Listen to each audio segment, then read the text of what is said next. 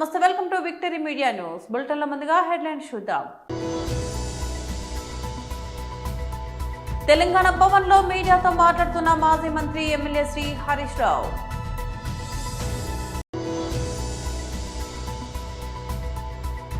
Hyderabad press club లో 75వ రాజ్యాంగ దినోత్సవ వేడుకలు.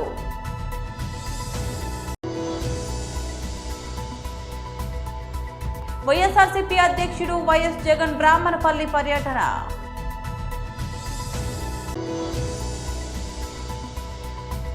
ఆన్లైన్ వేధింపులపై సమంత పోరాటం, ఐక్యరాజ్య సమితితో కీలక భాగస్వామ్యం.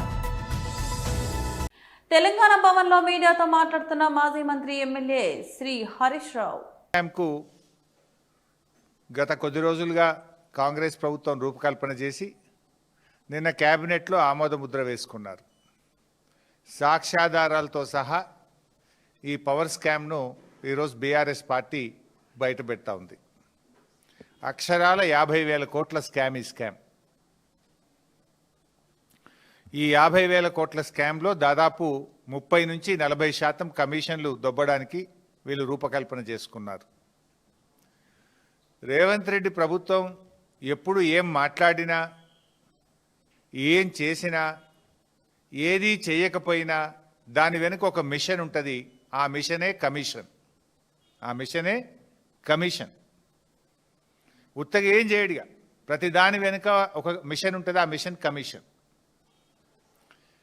ఇది రేవంత్ రెడ్డి ప్రభుత్వం అంటే జనరల్గా ఏ గవర్నమెంట్ అయినా క్యాబినెట్ పెట్టుకున్నా ప్రజలకి ఎట్లా మేలు చేయాలి, రాష్ట్రాన్ని ఎట్లా ముందుకు తీసుకుపోవాలి అని ఏ ప్రభుత్వమైనా ఆలోచిస్తుంది. కానీ రేవంత్ రెడ్డి ప్రభుత్వం మాత్రం తమకు తాము ఎట్లా మేలు చేసుకోవాలి, ఏ ప్లాన్ చేసి కమిషన్లు కొల్లగొట్టాలి, వాటాలు ఎట్లా పంచుకోవాలని మాత్రమే ఆలోచించే ప్రభుత్వం రేవంత్ రెడ్డి ప్రభుత్వం. గౌరవ తెలంగాణ తొలి ముఖ్యమంత్రి కేసీఆర్ గారు 2023 అసెంబ్లీ ఎన్నికల ముందు ఒక విషయాన్ని చాలా స్పష్టంగా చెప్పారు.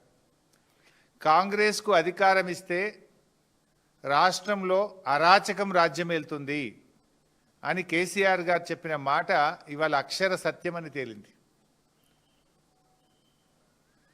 జనరల్గా ఇప్పుడు మనం చూస్తుంటాం కాంగ్రెస్ గవర్నమెంట్లో బయట ఈ మధ్య వాటాల కోసం మంత్రులు దండుకునే విషయాన్ని కూడా చూస్తున్నాం. స్వయంగా కేబినెట్ మంత్రుల కుటుంబ సభ్యులే రోడ్ల మీదకి వచ్చి వాటాల విషయాల్లో వచ్చిన తేడాలు వాళ్ళే చెప్తున్నారు, మేం చెప్పడం కాదు. ఇలా బీఆర్ఎస్ పాలన 10 ఏళ్లలో కేసీఆర్ గారి నాయకత్వంలో అభివృద్ధికి, సంక్షేమానికి కేర్ ఆఫ్ అడ్రస్గా తెలంగాణను రూపుదిద్దాం. దేశం మనం చూసి నేర్చుకునే విధంగా తెలంగాణను తయారు చేసుకున్నాం. మన మిషన్ కాకతీయ కావచ్చు, మన మిషన్ భగీరథ కావచ్చు, మన 1962 కావచ్చు, గురుకుల పాఠశాలలు కావచ్చు, ఎన్నో కార్యక్రమాలు దేశానికి ఆదర్శంగా తెలంగాణ నిలిపినాం. కానీ ఇవాళ కాంగ్రెస్ పాలన ఎట్లయిపోయింది?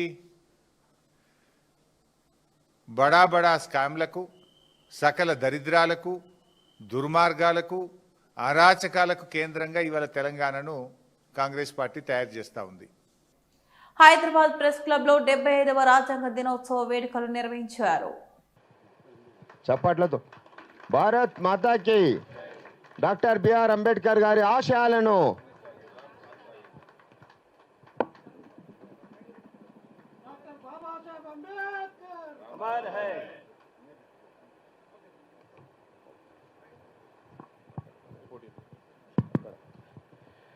డాక్టర్ బాబాసాహెబ్ అంబేద్కర్ జై భీమ్. ఇప్పుడు రాష్ట్ర అధ్యక్షులు గౌరవనీయులు శ్రీ రామచంద్ర గారు మాట్లాడతారు.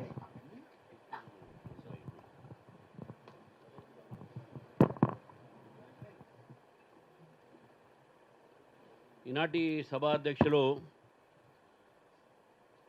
భారతీయ జనతా పార్టీ తెలంగాణ రాష్ట్ర దళిత్ మోర్చా అధ్యక్షులు శ్రీ కాంతి కిరణ్ గారు, అదేవిధంగా రాష్ట్ర ప్రధాన కార్యదర్శి శ్రీ డాక్టర్ ఎన్ గౌతమరావు గారు, అడ్వకేట్ అశోక్ విమల గారు, అదేవిధంగా ఎస్ కుమార్ గారు, జాతీయ దళిత్ మోర్చా కార్యదర్శి, అదేవిధంగా మన దేవేంద్ర గారు మాజీ కమిషన్ మెంబర్, మన స్థానికంగా కార్పొరేటర్ అయినటువంటి డాక్టర్ సురేఖ గారు, పత్రికా మిత్రులకు, ఇక్కడ విచ్చేసినటువంటి ఒక సోదరిమణులకు, ఈరోజు మనందరం కూడా దేశవ్యాప్తంగా కూడా ఇది రాజ్యాంగ దినం కింద జరుపుకుంటున్నాం. భారతదేశానికి స్వాతంత్రం వచ్చింది 15 ఆగస్టు. భారతదేశం ఒక రిపబ్లిక్గా మారింది 26 జనవరి. కానీ ఈ రిపబ్లిక్ కావడానికి కారణము మన రాజ్యాంగము. ఆ రాజ్యాంగాన్ని దాదాపు 2 సంవత్సరాలు 3 నెలలు చేసి రాసి ఒక 300 చిల్లర మనుషులు వాళ్ళు రాసిన తర్వాత, పాకిస్తాన్ విడిపోయిన తర్వాత 250 మంది మిగిలి వాళ్ళందరూ కూడా కష్టపడి రచించినటువంటి ఒక రాజ్యాంగము ఈరోజు మన భారతదేశంలో మనకు మార్గదర్శనమైనటువంటి ఒక భగవద్గీత మనకది. ఈరోజు దేశానికి ఎప్పుడు సంక్షోభం వచ్చినా ఆ సంక్షోభానికి మనకు ఏదైనా జవాబు ఉన్నది అంటే మన రాజ్యాంగమే. హంగ్ పార్లమెంట్ వస్తే ఏం చేయాలి, ఎవరికి మెజారిటీ లేకపోతే ఏం చేయాలి, డిఫెక్షన్స్ చేస్తే ఏం చేయాలి, ఇంకా ఏదైనా అంటే ఇంకా ఏం చేయాలి అనేది మొత్తం రాజ్యాంగంలో ఉన్నది. కానీ చాలామంది ఇక్కడ చిన్న విద్యార్థులు ఉన్నారు, ఇక్కడ వాళ్ళందరూ కూడా తెలుసుకోవాల్సిన అవసరం ఏంటంటే, రాజ్యాంగం రచించేటప్పుడు రాజ్యాంగం నిర్మాణం చేసేటటువంటి వ్యక్తుల్లో మన ఒక తెలుగు వాళ్ళు దాదాపు 6 ఉన్నారు. ఆ తెలుగు వారితో పాటు డాక్టర్ అంబేద్కర్ గారు దాని యొక్క అధ్యక్షత వహించి ఈ యొక్క రాజ్యాంగ నిర్మాణాన్ని ప్రపంచంలో అనేక ఒక దేశాల్లో ఉన్నటువంటి రాజ్యాంగాన్ని ఈరోజు చదివి దాంట్లో మంచి గుణాలను తీసుకొని మన రాజ్యాంగం రచించి ఈరోజు మనము ఈ యొక్క సందర్భంగా రాజ్యాంగాన్ని మనం ఎందుకు చదవాలి, రాజ్యాంగాన్ని ఎందుకు గౌరవించాలనే విషయం తెలుసుకోవాలి. వైఎస్ఆర్సీపీ అధ్యక్షుడు వైఎస్ జగన్ బ్రాహ్మణపల్లె పర్యటన, దెబ్బతిన్న అరటి తోటలను పరిశీలించి రైతులతో సంభాషించారు. రైతు కోసం తప్పించిన పరిస్థితులు అప్పుడు చంద్రబాబు నాయుడు గారు ముఖ్యమంత్రి అయిన తర్వాత రైతుల బ్రతుకులు మొత్తం తిరోగమనంలోకి చేరాయి. దాదాపుగా చంద్రబాబు నాయుడు గారి ప్రభుత్వం మొత్తం చూస్తే ఈ 18 నెలల కాలంలో ఈ 18 నెలల కాలంలో దాదాపుగా 16 సార్లు కరువు వల్లనో లేకపోతే వరదల వల్లనో అతివృష్టో అనావృష్టో రైతులు నష్టపోయిన పరిస్థితులు, ఇన్పుట్ సబ్సిడీ ఇవ్వాల్సిన ఆవశ్యకత కలిగిన పరిస్థితులు. ఈ 18 నెలలలో 16 సార్లు అటువంటి పరిస్థితులు ఉత్పన్నమైతే, ఇన్పుట్ సబ్సిడీ చంద్రబాబు నాయుడు గారు ఇవ్వాల్సిన అవసరమున్న పరిస్థితులు ఉత్పన్నమైతే, చంద్రబాబు నాయుడు గారి 18 నెలల్లో రైతులకు చేసింది ఏమిటి అంటే బోర్డు 0. నిన్న జరిగిన తుఫాను కూడా లెక్కేసుకుంటే ఇన్పుట్ సబ్సిడీనే దాదాపుగా 1100 కోట్ల పైచిలకు రైతులకు ఇవ్వాల్సిన input subsidy first of all లెక్కలు తగ్గించి చూపిస్తూ ఉన్నారు. రైతులకు రైతులకు ఇవ్వాల్సి వస్తుందేమో అని చెప్పి కనీసం ఆ తగ్గించిన లెక్కలైనా కూడా కనీసం ఇస్తూ ఉన్నారు అని అంటే అది కూడా ఇవ్వని పరిస్థితి, ఎగరగొట్టిన పరిస్థితి. రైతులకు ఒక హక్కుగా ఇటువంటి విపత్కర పరిస్థితులు ఏదైనా వచ్చినప్పుడు, కరువులు వచ్చినా, వరదలు వచ్చినా, ఇంకొకటి వచ్చినా ఒకవైపున ఇన్పుట్ సబ్సిడీ ఇవ్వాల్సింది ఎగరగొడతా ఉన్నారు. సీజన్ ముగిసేలోగానే ఇవ్వాల్సిన ఇన్పుట్ సబ్సిడీని ఎగరగొడతా ఉన్నారు. రెండోది రైతులకు హక్కుగా ఉచిత పంటల బీమా అన్నది రైతులకు ఒక హక్కుగా వైఎస్ఆర్సీపీ ప్రభుత్వ హయాంలో కల్పించిన హక్కును చంద్రబాబు నాయుడు గారు ముఖ్యమంత్రి అయిన తర్వాత ఆ హక్కును కాలరాశాడు. 84 లక్షల మంది రైతులు వైఎస్ఆర్సీపీ ప్రభుత్వ హయాంలో ఆర్బీకేల పరిధిలో ఈ క్రాప్ చేసి, ఈ క్రాప్ అంటే రైతును పొలంలో నిలబెడతారు, వేసిన పంట మధ్యలో ఆ పొలంలో రైతు నిల్చొని ఫోటో తీసి జియో ట్యాగింగ్ చేసి దాన్ని ఈ క్రాప్ అని అంటారు. అలా ఈ క్రాప్ చేసి ఆర్బీకేకి అనుసంధానం చేసి మొత్తంగా దాదాపుగా 84 లక్షల మంది రైతులు ఉచిత పంటల బీమా సౌకర్యం గతంలో కలిగిన పరిస్థితి. రాష్ట్ర ప్రభుత్వమే రైతుల తరఫున ఉచిత పంటల బీమా కట్టి రైతులకు ఒక హక్కుగా ఇచ్చేది. అలా కట్టడం వల్ల రైతులకు 5 సంవత్సరాలలో దాదాపుగా 7,400 కోట్ల రూపాయలు ఉచిత పంటల బీమా ద్వారా రైతులకు మేలు జరిగిన పరిస్థితులు గతంలో వైఎస్ఆర్సీపీ ప్రభుత్వం. ప్రముఖ సినీ నటి సమంత మహిళలపై పెరుగుతున్న ఆన్లైన్ వేధింపులకు వ్యతిరేకంగా పోరాడేందుకు ముందుకొచ్చారు. ఈ బృహత్ కార్యం కోసం ఆమె ఐక్యరాజ్య సమితికి చెందిన యుఎన్ విమెన్ ఇండియాతో చేతులు కలిపారు. ఆన్లైన్ వేదికగా మహిళలపై జరుగుతున్న హింసను అంతం చేయటమే లక్ష్యంగా నవంబర్ 25 నుంచి డిసెంబర్ 10 వరకు 16 రోజుల పాటు జరిగే ప్రత్యేక ప్రచార కార్యక్రమంలో తాను పాలు పంచుకుంటున్నట్లు సమంత ఇంతకు ముందే స్వయంగా వెల్లడించారు. ఈ సందర్భంగా సోషల్ మీడియాలో తనకున్న 37 మిలియన్ల ఫాలోవర్స్ ను ఉద్దేశించి మాట్లాడుతూ ఆన్లైన్ వేధింపులపై తన అనుభవాలను పంచుకున్నారు. సోషల్ మీడియాలో అసభ్యకరమైన కామెంట్స్, ఆన్లైన్ బెదిరింపులు, డీప్ ఫేక్ ఫోటోలు వంటి అనేక రూపాల్లో మహిళలు హింసకు గురవుతున్నారు. ఒకప్పుడు ప్రత్యక్షంగా జరిగే ఈ వేధింపులు ఇప్పుడు డిజిటల్ స్క్రీన్లపైకి చేరాయన్నారు. ఇది మానసికంగా కృంగదీస్తుందన్నారు. ఆత్మవిశ్వాసాన్ని దెబ్బతీస్తుంది అని ఆమె ఆవేదన వ్యక్తం చేశారు. తాను కూడా ఎన్నోసార్లు ఇలాంటి పరిస్థితిని ఎదుర్కొన్నానని తెలిపారు. మహిళల్లో ఈ అంశంపై అవగాహన పెంచడమే ఈ ప్రచార కార్యక్రమం ముఖ్య ఉద్దేశమని సమంత స్పష్టం చేశారు. ఆన్లైన్ హింసను అరికట్టడానికి మరింత బలమైన వ్యవస్థలు, కఠినమైన చట్టాలు తీసుకురావాల్సిన అవసరం ఉందని ఆమె అభిప్రాయపడ్డారు. యుఎన్ విమెన్ ఇండియా నిర్వహించే ఈ కార్యక్రమంలో భాగం కావడం తనకు దక్కిన గౌరవంగా భావిస్తున్నట్లు సమంత పేర్కొన్నారు. ఆల్ ఇండియా అంబేద్కర్ యువజన సంఘం, తెలంగాణ అంబేద్కర్ భవన నిర్మాణ కమిటీ చారిటబుల్ ట్రస్ట్ ఆధ్వర్యంలో బుధవారం గోదావరి కని పట్టణంలోని మున్సిపల్ కార్పొరేషన్ ఆఫీస్ ముందు గల డాక్టర్ బిఆర్ అంబేద్కర్ విగ్రహం వద్ద ఘనంగా 76వ రాజ్యాంగ దినోత్సవ వేడుకలు నిర్వహించారు. ఆల్ ఇండియా అంబేద్కర్ యువజన సంఘం రాష్ట్ర ఉపాధ్యక్షులు మైసా రాజేష్ అధ్యక్షతన రాష్ట్ర working president Bonkuri Madhu, Singareni SC/ST employees welfare association కేంద్ర కమిటీ ముఖ్య సలహాదారు పులి మోహన్ ఆధ్వర్యంలో జరిగిన ఈ 76వ రాజ్యాంగ అమలు దినోత్సవానికి మాజీ శాసనసభ్యులు కోరుకంటి చందర్, కాంగ్రెస్ పార్టీ మాజీ ఫ్లోర్ లీడర్ మహంకాళి స్వామి, సిపిఐ జిల్లా కార్యదర్శి తాండ్ర సదానందం, రామగుండం నియోజకవర్గం బీజేపీ ఇన్ఛార్జ్ కందుల సంధ్యారాణి, వివిధ రాజకీయ పార్టీల నాయకులు పాల్గొన్నారు.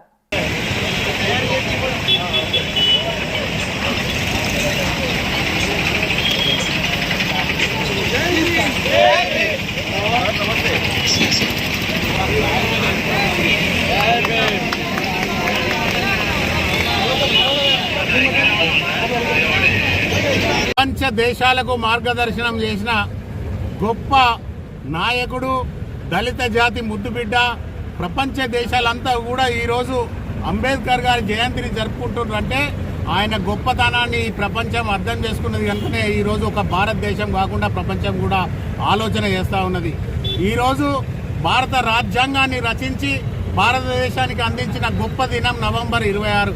ఇలాంటి రోజును ఒక గొప్ప నాయకుడు, అందులో ఒక దళిత జాతిలో పుట్టి పెరిగిన నాయకుడు రచించి దేశానికి అందించడం అనేది ఇది మామూలు విషయం కాదు. అలాంటి జాతిలో పుట్టినందుకు మేమందరం కూడా గర్విస్తూ ఉన్నాం. ఈరోజు దేశంలో SC/ST BC మైనార్టీల ఐక్యత లేకపోవడం వల్ల అనేక ఇబ్బందులు జరుగుతూ ఉన్నాయి. దానిని దృష్టిలో ఉంచుకొని ఈ ప్రాంతంలో ఉన్న SC/ST BC మైనార్టీలందరూ ఐక్యతతోటి ఒక తాటిపైకి వచ్చినట్టయితే తప్పకుండా రాజ్యాంగం మన చేతిలోకి వస్తుంది. ఈ రాజ్యాన్ని ఏలే శక్తి కూడా మనలోకి వస్తుంది. ఈరోజు గొప్ప గొప్ప చదువులు చదువుకున్న SC/STలందరూ కూడా ఇంకా ఆర్థికంగా, రాజకీయంగా వెనుకబడి ఉన్నారంటే మనలో ఐక్యత లేకపోవడం అనేది ప్రజలందరూ కూడా గమనించాలని చెప్పేసి కోరుతా ఉన్నాం. అలాంటి గొప్ప నాయకుని ఆలోచన విధానాన్ని ముందుకు తీసుకెళ్తూ అలాంటి జాతిలో పుట్టినందుకు మనం అందరం గర్వించడమే కాకుండా ఈ రాజ్యాంగంలో మనకు మెదక్ కలెక్టరేట్ లో రాజ్యాంగ దినోత్సవ వేడుకలు ఘనంగా జరిగాయి. జిల్లా కలెక్టర్ రాహుల్ రాజ్ ఆధ్వర్యంలో అధికారులు, సిబ్బంది రాజ్యాంగ పీఠికకు ప్రతిజ్ఞ చేశారు. ఈ సందర్భంగా కలెక్టర్ మాట్లాడుతూ భారత రాజ్యాంగ రూపకర్త డాక్టర్ బిఆర్ అంబేద్కర్ సేవలను స్మరించుకున్నారు. కులమత, జాతి విభేదాలు లేకుండా ప్రతి పౌరునికి సమాన న్యాయం, సమాన అవకాశాలే రాజ్యాంగ లక్ష్యమని పేర్కొన్నారు. హక్కులతో పాటు విధులు, బాధ్యతలు కూడా పాటించడం ప్రతి పౌరుడి కర్తవ్యమని కలెక్టర్ హితవు పలికారు. మనకి దాంట్లో డిఫైన్ చేయడం జరిగింది. సో ఆ constituent assembly each and every section కి, so each and every section కి సో వాళ్ళు డిఫరెంట్ కమిటీస్ ఏర్పాటు చేసుకొని ఆ కమిటీస్కి ఫామ్ కావడం. సో ఇవన్నీ కూడా చాలా చరిత్రాత్మకమైన ఇయర్స్. సో దాంట్లో మనం చూసుకున్నట్టయితే 1948 ఒక స్పెషల్ ఇది ఉంటుంది మనకి. సో దాంట్లో మనం 26 నవంబర్ రోజు సో ఎన్నో డిస్కషన్స్, ఎన్నో అయినాక అన్ని ఆర్టికల్స్ అన్ని each and every article fundamental అప్పుడున్న ఈస్ట్ పాకిస్తాన్ అంటే ఇప్పుడు ప్రజెంట్ బంగ్లాదేశ్ కానివ్వండి. సో ఇవన్నీ కూడా అదే టైంలో ఇండిపెండెన్స్ వాళ్ళకు కూడా వచ్చినాయి. సో వాళ్ళు కూడా కాన్స్టిట్యూషన్స్ రాసుకున్నారు. సో మన కింద ఉన్న శ్రీలంక కానివ్వండి, సో ఎన్నో నేబరింగ్ కంట్రీస్కి అందరికి కూడా అప్పుడే ఇండిపెండెన్స్ వచ్చేసి వాళ్ళు కూడా సో ముందు వెంట వచ్చి వాళ్ళందరూ కూడా ఈ కాన్స్టిట్యూషన్స్ రాసుకోవడం జరిగింది. బట్ మన కాన్స్టిట్యూషన్ ఎంత స్ట్రాంగ్ అంటే కూడా ఇయర్ బై ఇయర్ మన టోటల్ అందరూ కూడా ఇంటిగ్రేట్ అయిపోతా. సో ఇంకా మనం ఇంకా స్ట్రాంగ్ నేషన్గా ఎస్టాబ్లిష్ అయ్యి సో ఇప్పుడు ఇంకొక 1 yearలో మనము థర్డ్ లార్జెస్ట్ ఎకనామీ కూడా కాబోతాము. ఆల్రెడీ 4th లార్జెస్ట్ ఎకనామీ అయిపోయినాం. $4 billion ఎకనామీ క్రాస్ అయిపోయినాం. ఇంకా కొన్ని రోజులలో మనము ఆల్రెడీ జర్మనీ, జపాన్ ఇవన్నీ కూడా కిందికి వేసిపోయి యూఎస్, చైనా తర్వాత ఇండియానే థర్డ్ లార్జెస్ట్ ఎకనామీగా కూడా మనము కాబోతాము.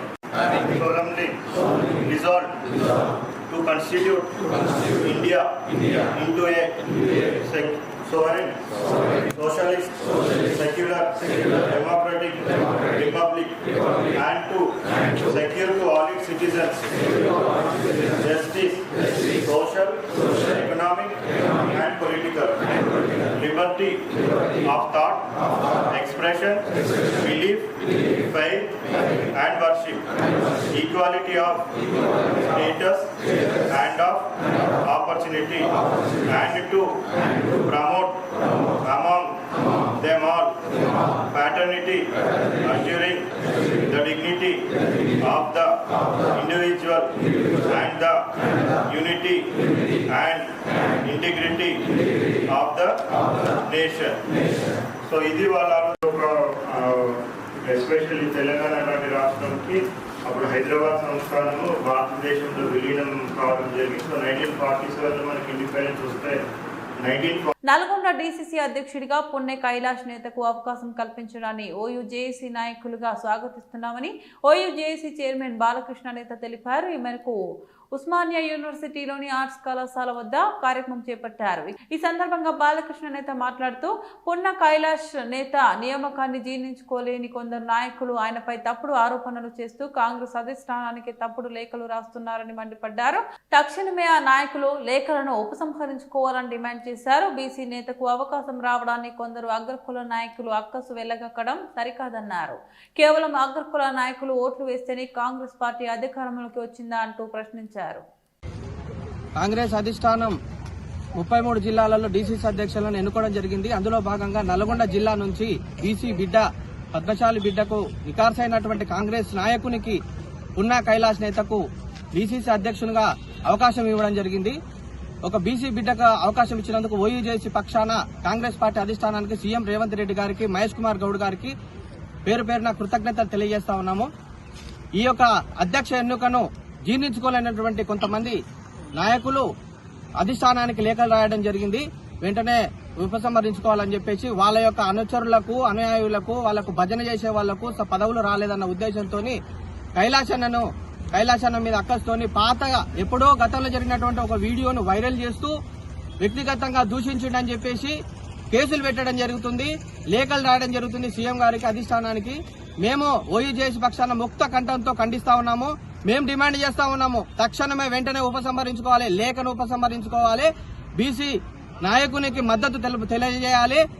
మేము ఒకటే ప్రశ్నిస్తా ఉన్నాం ఓయూజేసీగా, మీకు బీసీల ఓట్లు అవసరం లేదా? బీసీల ఓట్లు లేదే మీరు మంత్రులైరా, బీసీల ఓట్లు లేదే మీరు ఎమ్మెల్యేలు గెలిచిర్రా? మేము ఈ రోజు అంటా ఉన్నాము, మీరు తిట్టుకున్నప్పుడు, మీరు అనుకున్నప్పుడు ఎన్నో రకాలుగా దూషించుకున్నారు, మళ్ళీ కలిసిపోయిర్రు. మీరు ఒక పార్టీలు ఉంటారు, మీ తమ్ముళ్ళు ఒక పార్టీలో ఉంటారు, మీరు మాత్రం పార్టీలలో గెలవడం కోసానికి పార్టీని పక్కకు పెట్టి పార్టీ లైన్ తప్పి కూడా మీరు ఓట్లు వేయించుకుంటారు, ఓట్ల కోసానికి అభ్యర్థిస్తారు. కానీ ఈ రోజు పార్టీ కోసం 2014 నుంచి గత 12 ఏళ్ల నుంచి అహర్నిశలు శ్రమిస్తున్నటువంటి ఒక సామాన్య కార్యకర్త, ఒక బీసీకి ఒక మంచి పదవి వస్తే జీర్ణించుకోలేకుండా ఇట్లా అక్కసెల్లగడం ఎంతవరకు న్యాయం అని చెప్పేసి మేము ప్రశ్నిస్తా ఉన్నాము.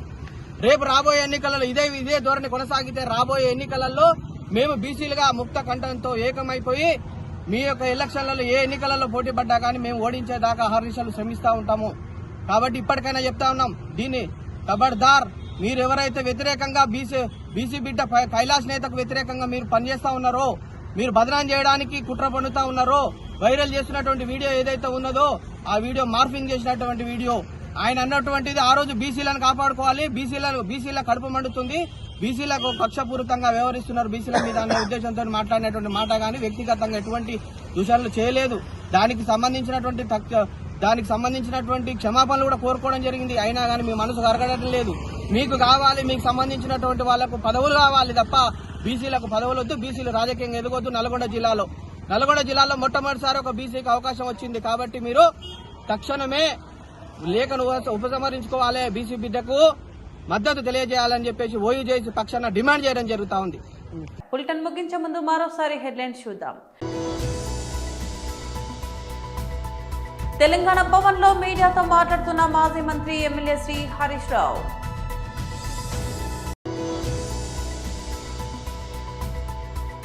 హైదరాబాద్ ప్రెస్ క్లబ్ లో 75వ రాజ్యాంగ దినోత్సవ వేడుకలు.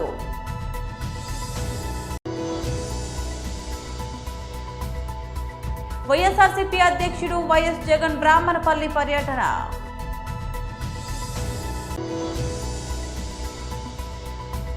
ఆన్లైన్ వేధింపులపై సమంత పోరాటం, ఐక్యరాజ్య సమితితో కీలక భాగస్వామ్యం. ఇవి బులెటిన్ అప్డేట్స్. మరో బులెటిన్లో మళ్ళీ కలుద్దాం. అంతవరకు సెలవు. నమస్తే.